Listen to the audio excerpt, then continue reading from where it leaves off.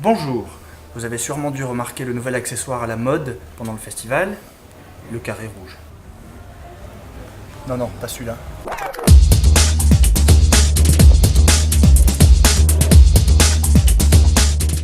Bon, donc en fait, on a eu l'idée du carré rouge, parce que je ne suis pas seule à l'initiative de ça, parce qu'on cherchait une manière de démontrer le soutien au mouvement actuel.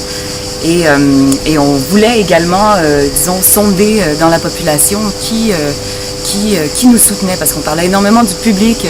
Ouais, mais le public ne nous suivra pas, les commerçants, blabla, comme si le festival était contre finalement toute une ville, toute une organisation.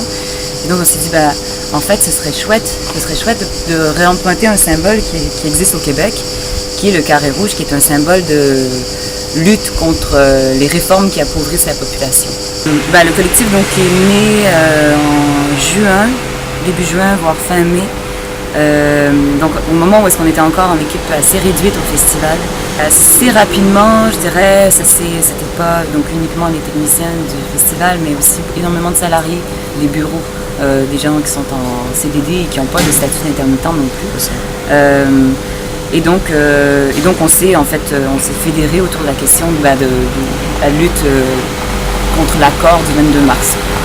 Et donc c'est un collectif qui se veut sans couleur politique, qui n'est pas associé à aucun syndicat en fait, qui se veut vraiment indépendant, même s'il y a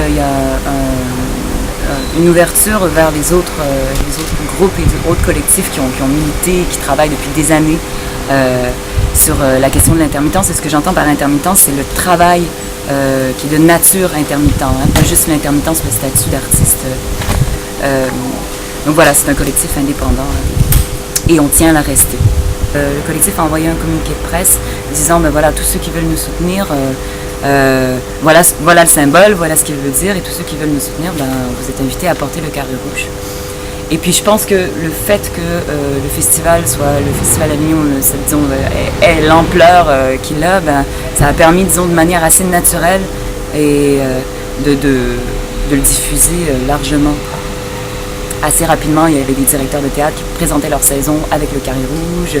Il y avait des relais, même à Bruxelles, on me disait qu'il y avait des gens avec des carrés rouges. Au Québec aussi, du coup, ça fait un peu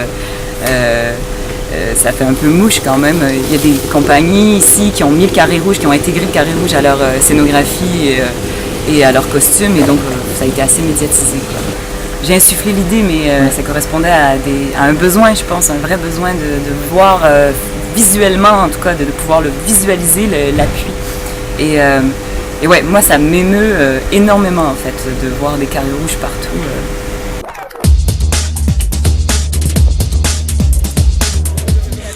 En plus, c'est sur mon décolleté, vous avez de la chance. Moi je suis en formation de régie de spectacle et donc je pense que je vais essayer d'être intermittent d'ici quelques années. Enfin, sous couvert de faire une réforme qui améliore le statut, en fait ils sabrent les plus précaires avec les jours de carence, avec voilà.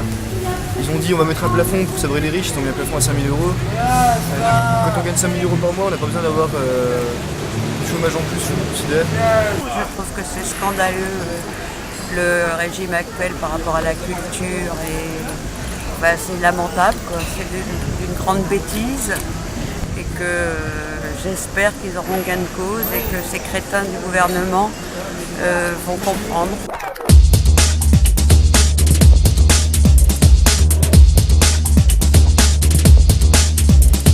Par rapport à la réforme de l'intermittence qui semble nécessaire, je crois, à tout le monde, à la fois au gouvernement, à la CGT et je crois à beaucoup de citoyens. Aujourd'hui, il est clair que le régime tel qu'il est ne peut plus continuer en regroupant des gens qui, à mon avis, ne devraient pas être regroupés sous le même régime. Je pense qu'au-delà du fait qu'on est tous solidaires de ce mouvement, bien sûr, par contre, ce que je vois aussi, c'est qu'il y a dans ces intermittents et dans ce groupe-là, d'autres sensibilités qui me semblent là beaucoup moins respectables et beaucoup plus dangereuses, qui elles ne sont à mon avis pas pour une réforme de l'intermittence, mais plus pour une révolution générale du système, et qui sont des gens qui s'autoproclament guévaristes, anarchistes, etc., etc. Et je crois que ce qui s'est passé notamment au supermarché Casino a beaucoup desservi la cause des intermittents.